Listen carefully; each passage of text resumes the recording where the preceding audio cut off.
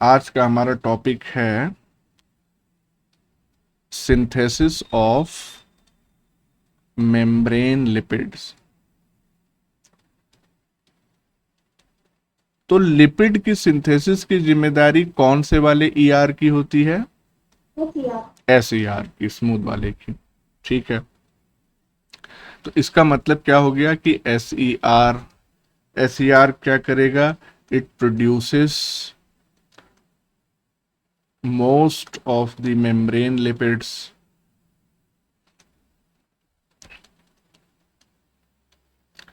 और इसमें मेजॉरिटी किस टाइप के लिपिड्स की होगी? फॉस्फोलिपिड्स होंगे, क्योंकि मेजर कॉन्स्टिट्यूएंट प्लाज्मा मेम्ब्रेन के यही हैं। और साथ ही साथ कोलेस्टेरॉल की अगर सिंथेसिस करनी होगी, जैसा कि हिपेटोसाइट्स करते हैं, तो उसकी भी जिम्मेदारी उस सेल के एसईआर की ही होगी। अब अगर हम फॉस्फोलिपिड के सिंथेसिस की मेनली बात करें, तो आपको मालूम है कि फॉस्फोलिपिड क्या होता है? फॉस्फोलिपिड एक एम्फीपैथिक मॉलिक्यूल होता है। इसका मतलब कि इसमें हाइड्रोफिलिक और हाइड्रोफोबिक दोनों ग्रुप्स प्रेजेंट रहते हैं। तो इसकी जो सिंथेसिस होती है वो कहाँ से होती है? फॉस्फोलिपिड की, यानी कि इसके कॉन्स्टिट्यूएंट्स क्या क्या होते हैं, तो हम बहुत पहले ही आपको बता चुके हैं। क्या बता चुके हैं? कि ग्लिसरॉल या glycerol 3 phosphate plus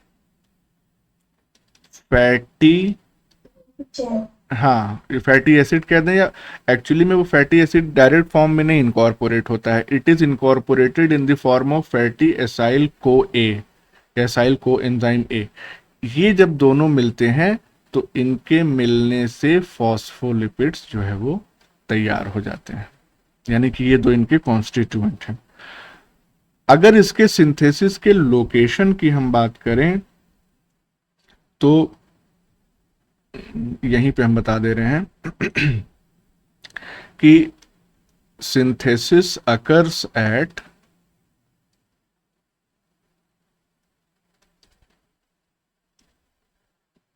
cytosolic leaflet of ER membrane। ये बात बहुत हमेशा लोकेशन का बहुत ध्यान रखना है। जैसे मान लीजिए कि ये ईआर की का हमने ईआर का बनाया सेक्शन एक, this is lumen, lumen of ER, और ये वाला हिस्सा जो है वो साइटोसॉल का है।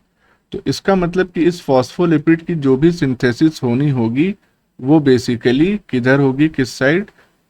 Towards साइटोसॉलिक phase. तो ये हो गया हमारा फॉस्फोलिपिड मॉलिक्यूल। तो अब सिर्फ ग्लिसरॉल 3 फॉस्फेट और फैटी एसाइल को ये आपस में ऐसे स्पॉन्टेनियसली तो जुड़ेंगे नहीं। इनको असिस्ट करने के लिए कई सारे एंजाइम्स की रिक्वायरमेंट होती है।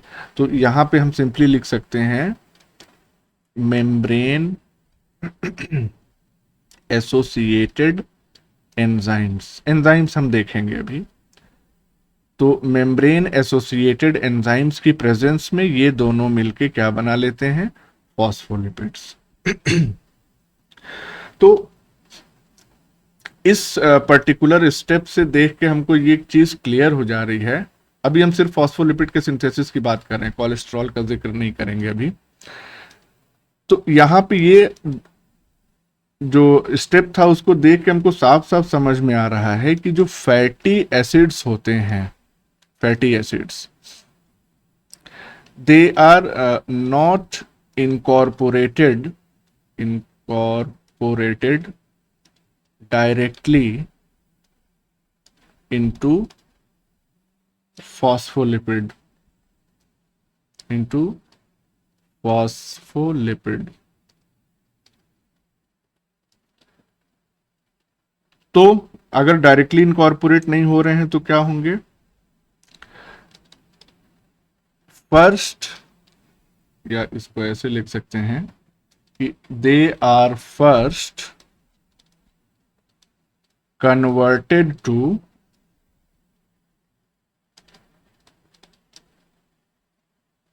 को ए एस्टर्स, या सिंपली हम उसको कह सकते हैं फैटी एसाइल को ए। अब इतना कन्वर्जन होने के बाद आगे की स्टेप क्या होती है? तो आगे की स्टेप हम एक रिएक्शन के माध्यम से आपको बता दें।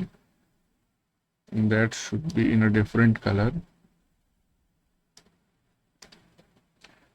जैसे CH2OH, CH2 यहां पे 2 नहीं होगा, CHOH होगा,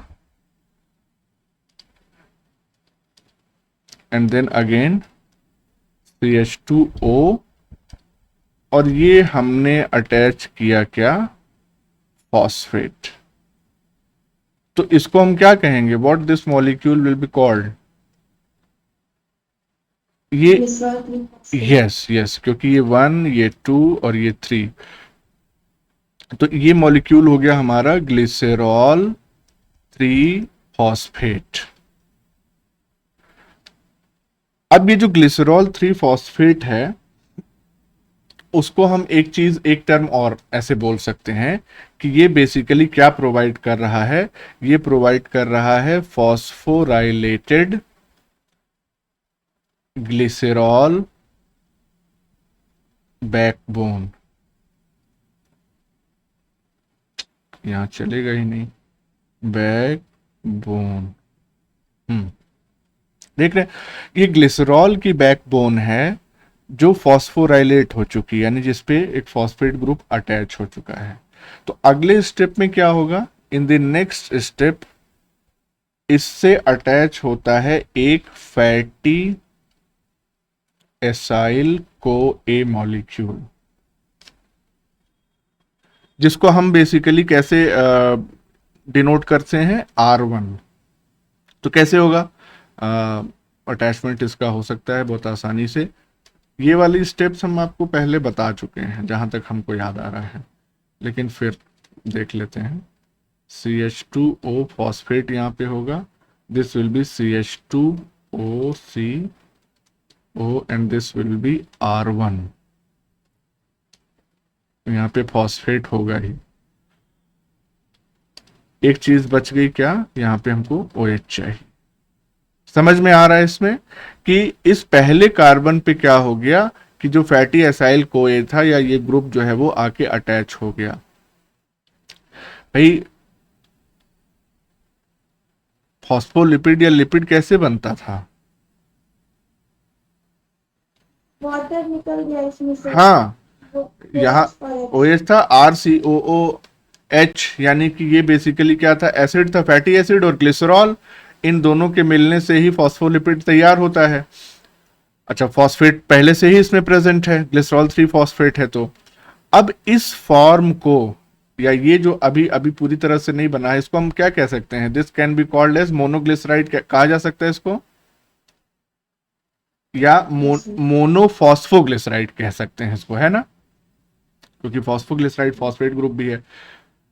लेकिन इसको बेसिकली कहते क्या है? This is called as lysophosphatidic acid. थोड़ा सा नाम पे ध्यान दीजिएगा। इसको हम कह रहे हैं लाइसोफॉस्फेटिडिक एसिड। ये पहला स्टेप हुआ। दूसरे स्टेप में क्या होगा? इन द नेक्स्ट स्टेप एक और फैटी एसिड को ए जो है जुड़ेगा, इसको हम कहेंगे R2। और जब ये जुड़ जाएगा तो इसका मतलब क्या हो गया? जगह कम बच गई, इसको नीचे बना दे रहे हैं यहाँ पे, C और ये हो जाएगा CH2O, CH2OCO, ये हो जाएगा R1 and this will be CHOCO, ये हो जाएगा R2, और ये वाला हमारा CH2O और फॉस्फेट तो इसमें अभी भी जुड़ा ही है, फॉस्फेट की तो जरूरत है ही है। ये जो फाइनल मॉलिक्यूल तैयार हुआ, this is known as phosphatidic acid.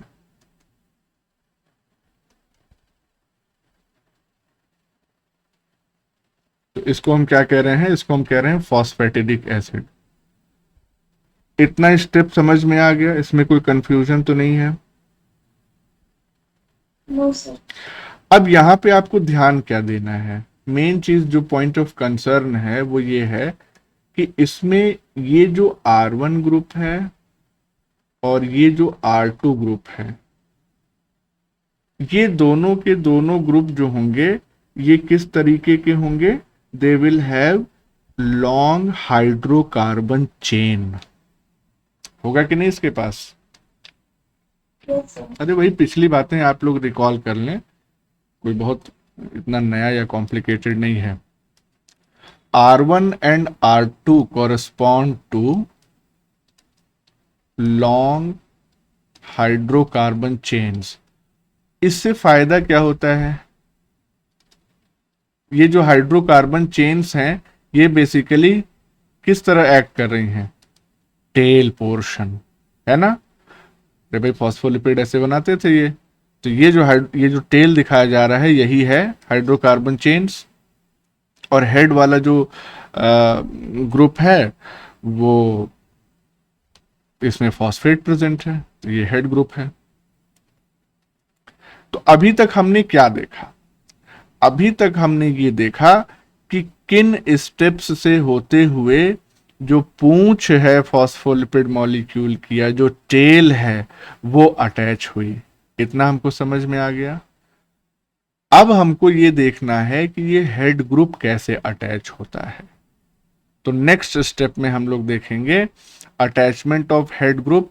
लेकिन उससे पहले हम एक आध इमेज आपसे शेयर कर दें ताकि कुछ आपको आइडिया हो जाए।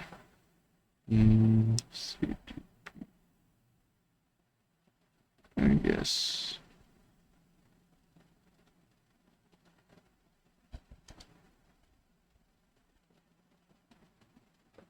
ये देख लीजिए। इसमें जरूरी नहीं है कि ये जो स्ट्रक्चर हम आपको दिखा रहे हैं इसको आप याद ही रखें, लेकिन देख लेंगे तो समझ में कुछ आएगा। जैसे ये क्या है, ये एक फॉस्फेटिडिक एसिड है, तो यहाँ पे ये फॉस्फेट ग्रुप इसमें ऊपर की तरफ दिखाया गया है, लेकिन नंबरिंग वैसे ही 1 2 3 3 पे ही फॉस्फेट लगा है ग्लिसरॉल के थर्ड कार्बन पे। तो ये फॉस्फेट ग्रुप है। ये हमारी जो लॉन्ग हाइड्रोकार्बन चेन है ये वाली भी, ये R1 मान लीजिए, इसको R2 मान लीजिए, लिख दे अगर यहाँ पे, this will become R1, this will become R2। तो ये फॉस्फेटिडिक एसिड हो गया। ये वाला क्या था? ये है हमारा लाइसोफॉस्फेटिडिक एसिड। तो यहाँ पे आप देख सकते हैं कि फॉस्फेट ग्रुप तो है ही है, लेकिन सिर्फ एक लॉन्ग चेन हमको नजर आ रही है। और जब दोनों लॉन्ग चेन्स आ जाती हैं, प्रेजेंट हो जाती हैं, तो ये फॉस्फेटिक एसिड कहलाता है। ठीक है, तो अब हमको क्या बात करनी है? टेल का अटैचमेंट हमने देख लिया। अब हम लोग देखेंगे attachment of head group.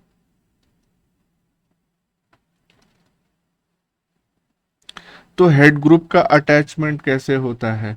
Head group के अटैचमेंट के लिए दो स्ट्रेटजीज होती हैं। There are two strategies. Strategies का मतलब ये हो गया कि इसमें बेसिकली जो स्टेप्स होते हैं रिएक्शन के वो थोड़ा सा चेंज हो जाते हैं। जैसे कि नंबर 1, पहली स्ट्रेटजी अगर हम डिस्कस करें तो इसमें बेसिकली होता क्या है कि फॉस्फेटिडिक एसिड, अब हम स्ट्रक्चर नहीं बनाएंगे, स्ट्रक्चर दिखा चुके हैं आपको। फॉस्फेटिडिक एसिड जो है ये कन्वर्ट होता है into CDP diacyl glycerol. और ये बेसिकली इस फॉस्फेटिडिक एसिड से ऐसी कौन सी चीज अटैच हो जाती है कि this becomes this molecule. Actually में होता ये है कि यहाँ पे CTP PPI निकलता है इसमें से। और ये जो प्रोसेस है ये बेसिकली क्या कहलाती है, this is called as activation of phosphatidic acid. तो यहां पे हो क्या रहा है, एक्टिवेशन ऑफ फॉस्फेटिडिक एसिड हो रहा है।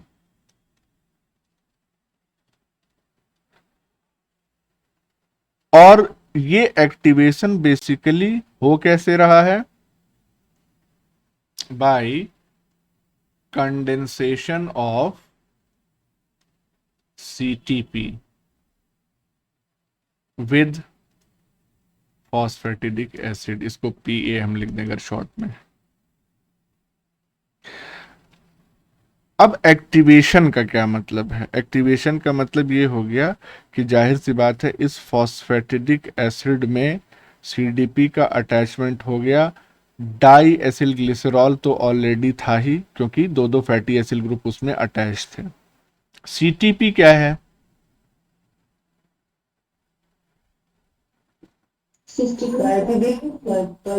साइटिडीन ट्राइफॉस्फेट, और ये हो जाएगा साइटिडीन डाइफॉस्फेट।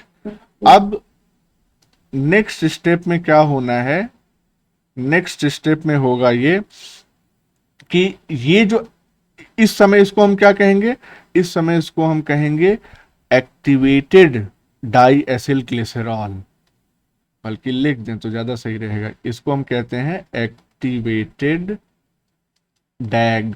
डैग मतलब डाइएसिल ग्लिसरॉल। अब ये एक्टिवेटेड डाइएसिल ग्लिसरॉल जो है ये रिएक्ट करेगा किसी अल्कोहल से, और मान लीजिए कि वो अल्कोहल है हमारा इनोसिटॉल। जब ये इनोसिटॉल से रिएक्ट करता है तो हमको जो प्रोडक्ट मिलता है वो होता है फॉस्फेटिडिल इनोसिटॉल, और साथ ही साथ CMP। इसका मतलब कि कुछ नहीं, ये तो बीच का स्टेप है, इंटरमीडिएट स्टेप है, ये पहला स्टेप है और ये फाइनल हमको प्रोडक्ट जो मिल रहा है। तो फॉस्फेटिडिक एसिड में अल्टीमेटली इनोसिटॉल ये अल्कोहल अटैच हो गया, तो हमको मिला फॉस्फेटिडिल इनोसिटॉल। और ये जो फॉस्फेटिडिल इनोसिटॉल है यही बेसिकली हेड ग्रुप फॉर्म करता है। अगर हम इस पर्टिकुलर ये स्पेसिफिक टाइप ऑफ फॉस्फोलिपिड की बात करें, जैसे फॉस्फोलिपिड जो है वो कितने टाइप के थे, जब मेम्ब्रेन में हम पता नहीं हमने बताया था कि नहीं, बताया होगा। How many types of phospholipids are present in the plasma membrane? Phospholipid poly वाला तो और हाँ वही वही, मेलामिन और सेरीन 4 टाइप के थे। स्फिंगोमाइलिन भी होता है, तो टोटल 5 टाइप के प्रेजेंट होते हैं। हाँ स्फिंगोलिपिड्स भी होते हैं, तो टोटल 5 टाइप के लिपिड्स प्रेजेंट होते हैं। तो उसमें से एक का फॉर्मेशन हमने देख लिया, फॉस्फेटिडिल इनोसिटॉल। और ये जो फॉस्फेटिडिल इनोसिटॉल है ये किस सरफेस पे फॉर्म हो रहा था, मतलब प्रेजेंट रहता है आफ्टर फॉर्मेशन? साइटोसोलिक लिपिड पे। और कौन सा उधर रहता है तब, पोली स्फिंगोमाइलिन। नॉन साइटोसोलिक फेस पे कौन सा रहता है? पोली और स्फिंगोमाइलिन। ये बताए हैं तुम लोगों को हम? यस। अच्छा बताए हैं तो अच्छी बात है। नहीं हमको चूंकि फर्स्ट सेमेस्टर में भी ये है ना पूरा, तो वहां तो हमने डिटेल में बताया था, तो हमको वही उन्हीं का याद आ रहा था। तो चलो तुमको भी बताया है तो ठीक है। ये हो गई हमारी फर्स्ट स्ट्रेटजी कि जहां पे फॉस्फेटिडिक एसिड बेसिकली इसको एक्टिवेट किया जा रहा है और उसके बाद अल्कोहल का अटैचमेंट होता है। सर हाँ वो रिएक्शन के ऊपर CTP फिर PA क्यों लिखा है, वो फॉस्फेटिडिक एसिड? नहीं PA नहीं लिखा है, वो PI। PPI है।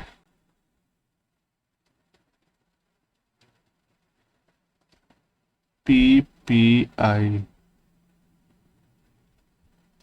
कायदे से इनको यहां पे ये नहीं लिखना चाहिए था, फाइनली ये इन्होंने सिंगल स्टेप में दोनों फॉस्फेट निकाल दिए हैं, लेकिन यहाँ पे सीडीपी बन रहा है तो इसको निकालते फिर यहाँ पे भी निकालते तब ये सीएमपी बनता, लेकिन उतना अंडरस्टूड है, कोई घबराने वाली बात नहीं है भाई। ये ट्राई फॉस्फेट है, दो फॉस्फेट यहाँ से निकल गए तो फाइनली हमारे पास क्या बचेगा, मोनोफॉस्फेट ही बचेगा।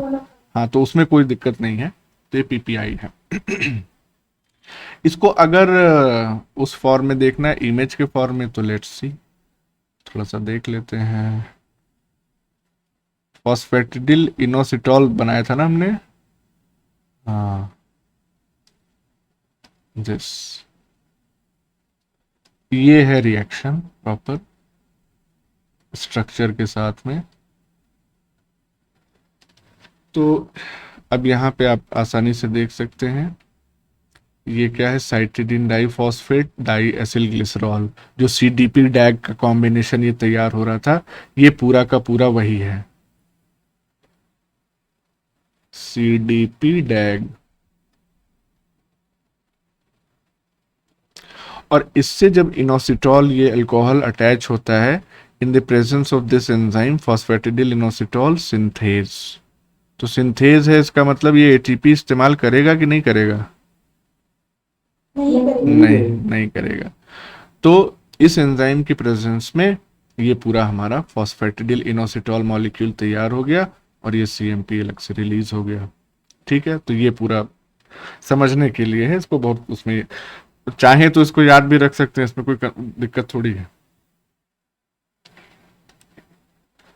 तो ये हो गई पहली strategy.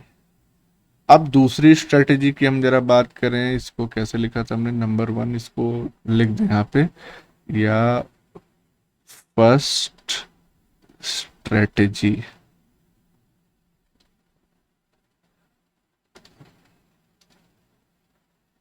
Now let's talk about this second strategy. तो सेकेंड स्ट्रेटेजी में होता ये है बेसिकली कि वहां पे किसको एक्टिवेट किया जा रहा था, सबसे पहले फॉस्फेटिडिक एसिड को एक्टिवेट किया जा रहा था।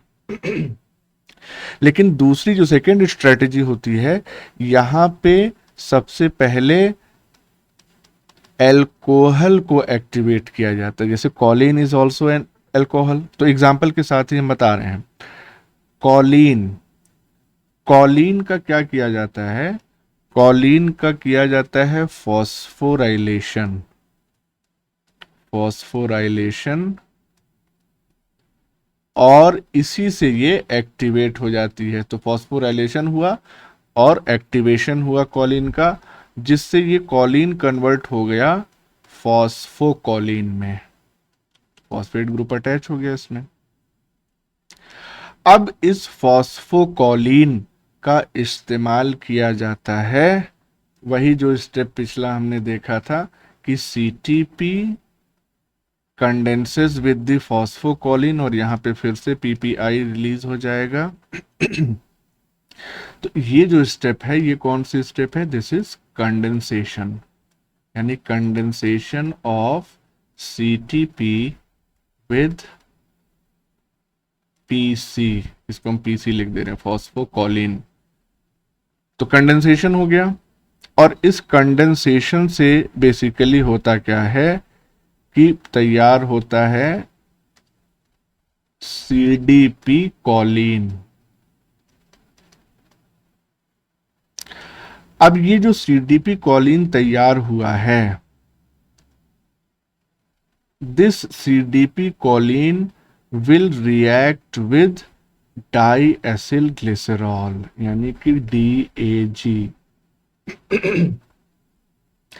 और ये DAG कहां से आ रहा है, ये DAG आ रहा है फ्रॉम फॉस्फेटिडिक एसिड,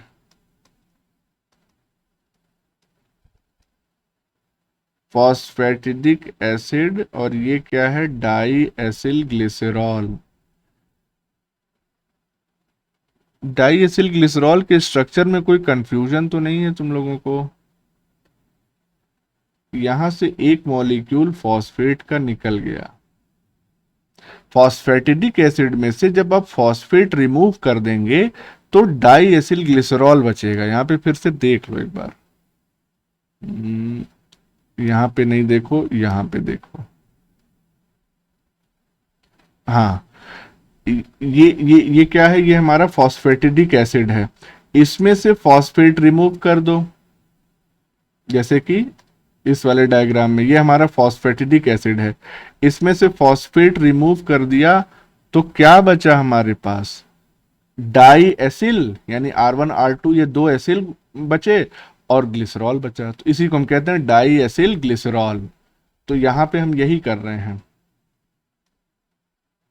कि फॉस्फेटिडिक एसिड लिया, उसमें से फॉस्फेट निकाल दिया, अब ये डाई एसिल ग्लिसरॉल बचा।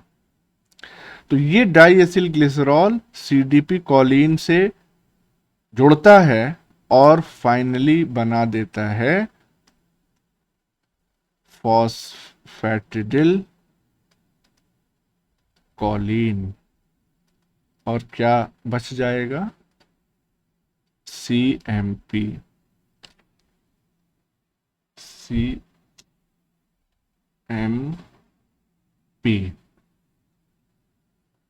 इतनी बात समझ में आ गई। इन दोनों स्ट्रेटजीज में क्या अंतर आपको नजर आया? कि वहाँ फॉस्फेटिडिक एसिड एक्टिवेट हो रहा है पहले, और यहाँ पे अल्कोहल पहले एक्टिवेट हो रहा है। अच्छा, एक चीज और आपको ध्यान देनी है कि ये जो कॉलिन का एक्टिवेशन हो रहा है बिकॉज ऑफ दिस फॉस्फोराइलेशन, उसके लिए चाहिए हमको, या कॉलिन को चाहिए ATP।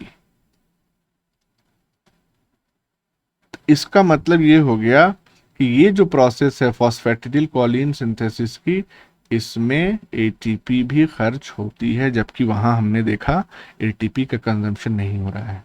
तो ये डिफरेंस, पॉइंट ऑफ डिफरेंस यहाँ पे आया।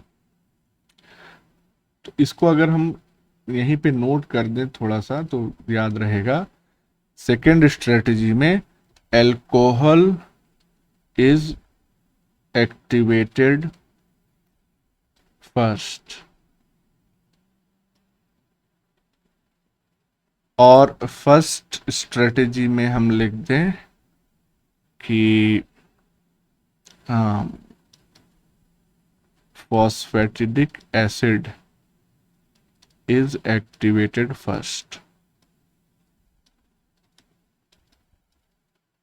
बस, तो ये दो स्ट्रेटजीज हो गई। लेट मी चेक अगर कोई इससे रिलेटेड इमेज, हाँ, CDP डैग, यहाँ पे क्या क्या तैयार हुआ था, कैंसिल। देखो यहाँ पे क्या क्या तैयार हुआ है, CDP कॉलिन तैयार हुआ है, और यहाँ पे क्या तैयार हुआ था, CDP डैग। तो CDP डैग का तो डायग्राम हमने आपको दिखा दिया, दिस इज CDP डैग। लेकिन यहाँ पे एक और चीज जो CDP कॉलिन तैयार हुआ है, उसकी इमेज हम यहीं पे आपको दे रहे हैं। CDP कॉलिन, ये ज्यादा बड़ा हो गया, छोटा कर देते हैं इसको, दिस। तो ये बेसिकली क्या है, this is CDP Colin, just for reference, इसको याद करने की बहुत जरूरत नहीं है। तो ये हो गई कहानी कि किस तरीके से हेड ग्रुप्स का अटैचमेंट होता है ड्यूरिंग द लिपिड सिंथेसिस। अच्छा, अब ठीक है, हमने ये देखा अभी कि जितने भी लिपिड्स की सिंथेसिस हो रही है, उसमें सिंथेसिस एक्चुअली में किस तरफ हो रही थी, साइटोसॉलिक फेस पे। जैसे ये इमेज आप देख लें तो इसमें और थोड़ा सा क्लियर होगा। यहाँ पे ध्यान दीजिए कि ये जो सिंथेसिस जो भी चल रही है, ये साइटोसॉलिक फेस पे चल रही है, और ये हमारा स्मूथ एंडोप्लाज्मिक रेटिकुलम है, उसका ल्यूमेन है ये, this is cytosol, this is lumen, और ये तो मेम्ब्रेन ही है हमारी, नजर आ रही है। इसमें ये देखिए, ये जो दो एंजाइम्स लिखे हुए हैं उसको भी यहाँ पे अगर हम इंक्लूड, सारे स्टेप्स वही हैं, बस उसको इमेज के फॉर्म में दिखाया गया है। ये जो दो एंजाइम हैं, इसका अगर हम नाम यहाँ पे आपको बता दें तो जी पैट जो होता है वो बेसिकली होता है ग्लिसरॉल 3 फॉस्फेट एसाइल ट्रांसफरेज,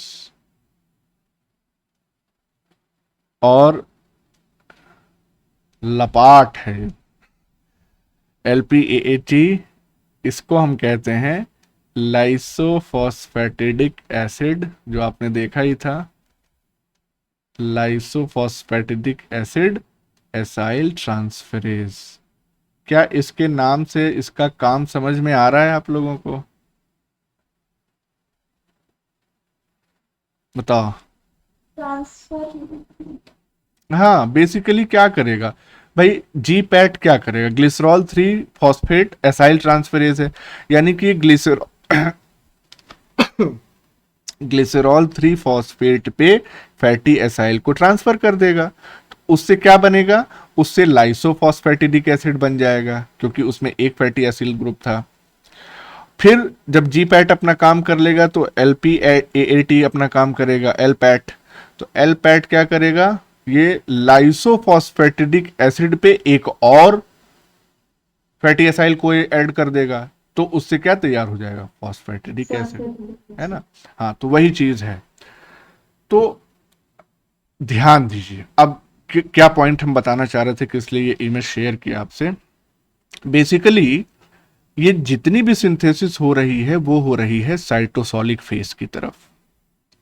तो इसका मतलब कि चाहे फॉस्फेटिडिल कॉलिन बन रहा हो, चाहे नोसिट्रॉल बन रहा हो, इथेनोलामीन बन रहा हो, कुछ भी बन रहा हो, वो सब बनेगा टुवर्ड साइटोसॉलिक फेज। ये ऊपर की तरफ, ये देखो, ये फॉस्फेटिडिल कॉलिन येलो वाला बन गया ये।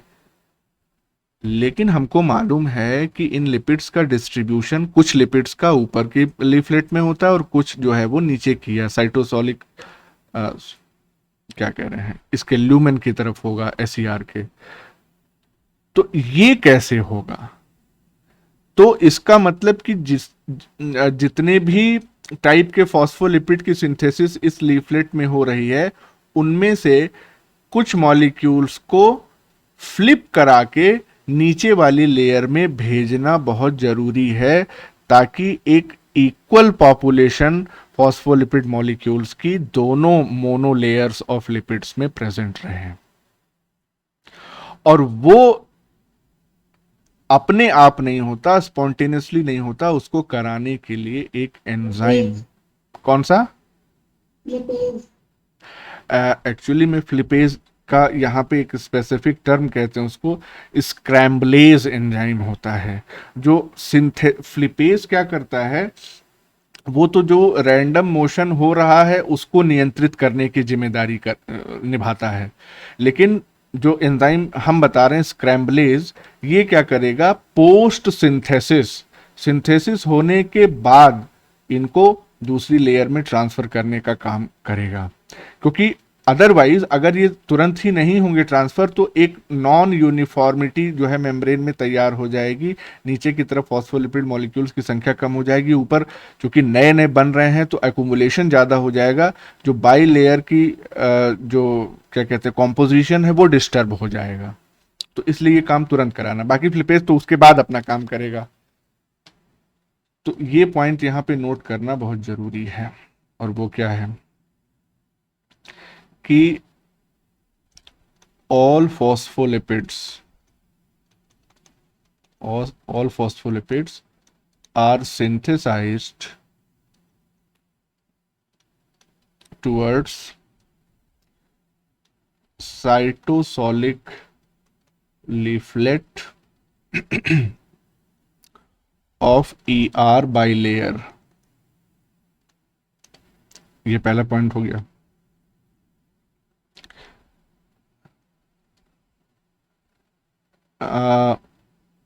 this may create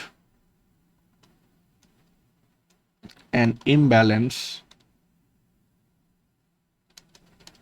in phospholipid distribution in the bilayer. To overcome this problem,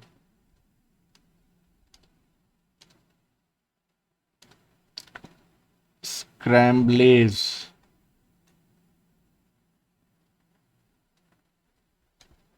enzyme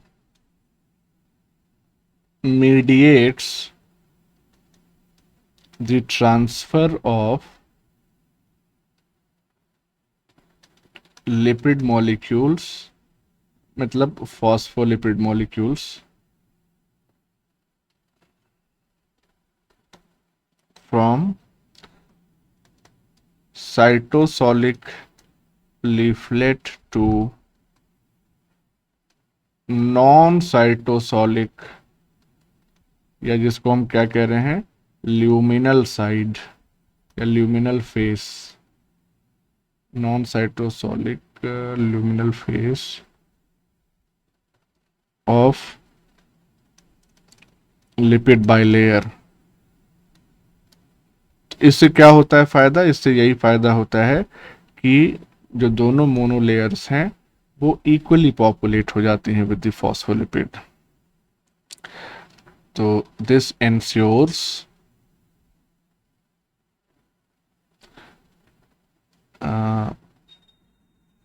that both monolayers are equally populated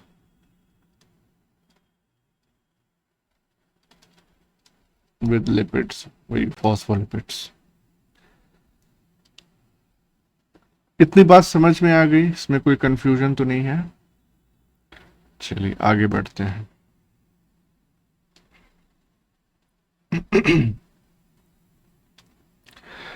एक बार जब सिंथेसिस कंप्लीट हो जाती है इन फॉस्फोलिपिड्स की, तो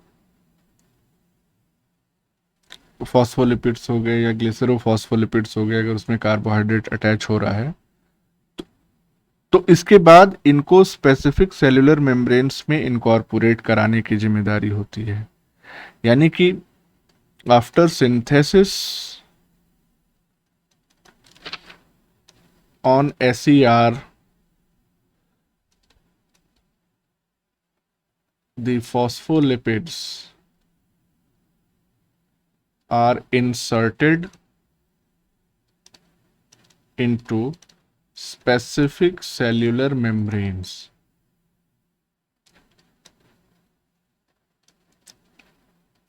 लेकिन इसकी क्या मैकेनिज्म है कि जो वाटर इंसॉल्युबल लिपिड्स होते हैं, फॉस्फोलिपिड्स होते हैं, वो अपनी साइट ऑफ सिंथेसिस से और अदर लोकेशन पे पहुंच जाते हैं और वहाँ पे इंसर्ट हो जाते हैं। तो इसकी जो डिटेल्ड मैकेनिज्म है ये अभी तक पता नहीं चली है, इस पे रिसर्च जारी है। लेकिन एक चीज समझना यहाँ पे बहुत जरूरी है, और वो क्या कि these lipids easily reach the components of endomembrane system। ये जो हम स्टेटमेंट लिख रहे हैं इसका क्या मतलब है? आपको किसी को समझ में आया हो तो बताओ, ऐसा क्यों होता है?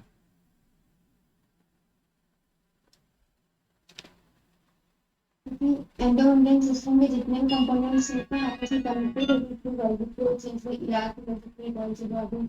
एग्जैक्टली एग्जैक्टली, हाँ।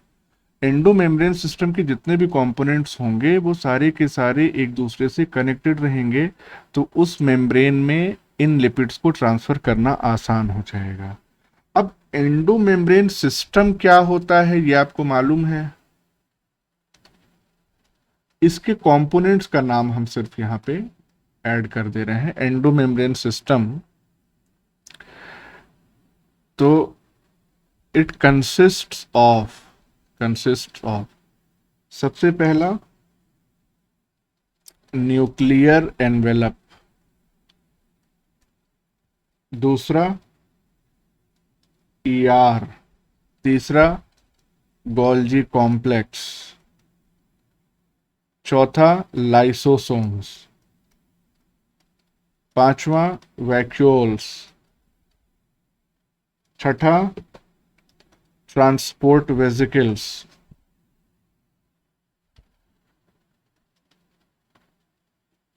कुछ बच गया? इंडोसोम में बस है? प्लाज्मा हाँ, प्लाज्मा मेम्ब्रेन बच गई।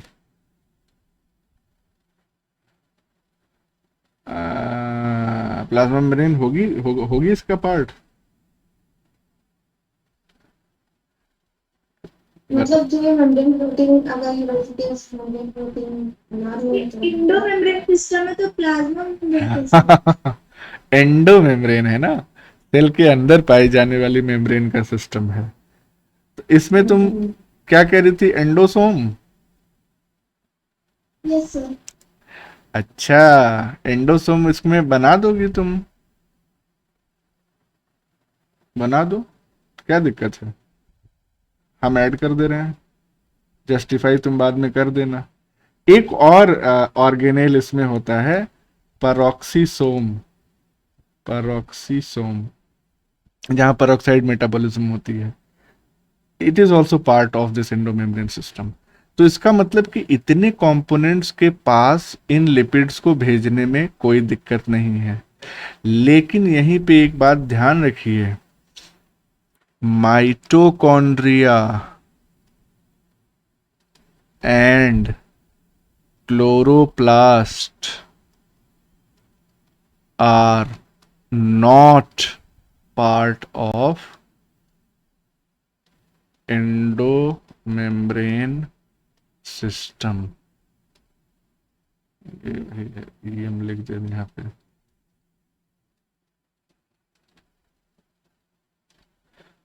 समझ में आ रहा है?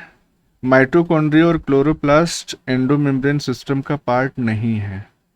तो ये बताइए कि जो लिपिड्स ईआर में सिंथेसाइज हुए हैं एसईआर में, वो इन तक कैसे पहुंचेंगे?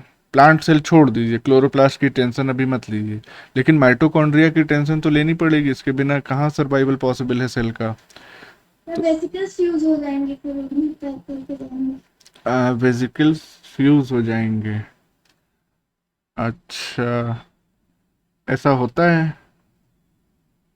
पता नहीं सर ऐसे बोलते हैं। ऐसे ऐसे बोल रही हो तो चलो अच्छी बात है। देखो एक्चुअली में होता क्या है कि यहाँ पे अलग मैकेनिज्म काम करती है। अब वो मैकेनिज्म क्या है उसको जरा हम समझ लेते हैं।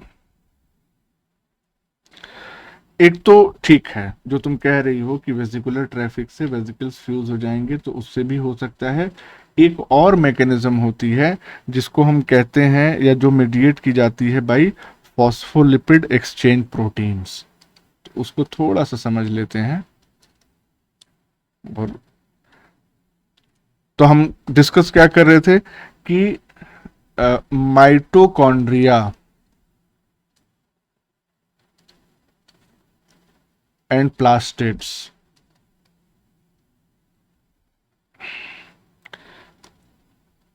require different mechanism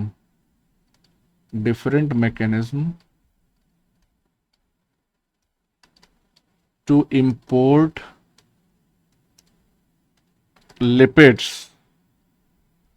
और प्रोटीन्स भी फॉर दैट मैटर, क्योंकि प्रोटीन आर में बन रहा है, लिपिड्स एसईआर में बन रहे हैं।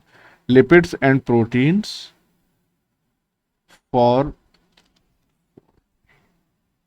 For their growth. तो अब ये कैसे है, तो ध्यान दीजिए। दो तरीके हैं स्पेशली लिपिड्स को ट्रांसपोर्ट करने के।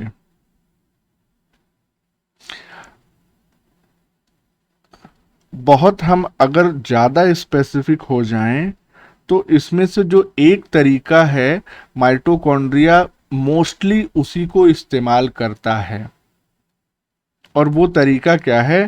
That is by means of phospholipid exchange proteins. एक तरीका दूसरा जो कम इस्तेमाल होता है या बहुत रेयरली या स्पेशली सिर्फ प्रोटीन्स के लिए इस्तेमाल होता है, लिपिड में हमने दिखा तो दिया, देखो कंफ्यूजन ना क्रिएट हो इसलिए यहां से हटा दे रहे हैं। लिपिड्स के लिए मेनली जो तरीका होता है वो bye means of phospholipid exchange protein. Proteins के लिए जो होता है ये हो सकता है भाई वेसिकुलर ट्रैफिक, इसको हम कह सकते हैं, होता है, लेकिन यहां कंसर्न हमारा लिपिड से है। अब ये जो फॉस्फोलिपिड एक्सचेंज प्रोटीन्स होती हैं ये क्या होती हैं? ये they are water soluble carrier proteins, और ये जो कैरियर प्रोटीन्स होती हैं ये क्या करती हैं? इंडिविजुअल फॉस्फोलिपिड मॉलिक्यूल्स को मेम्ब्रेन्स के बीच में ट्रांसफर करती हैं। They transfer individual phospholipid molecules between membranes of ER and mitochondria। अब ये ऐसा करती कैसे हैं? इसके लिए एक इमेज आप देखेंगे तो तुरंत समझ में आ जाएगा। ये है,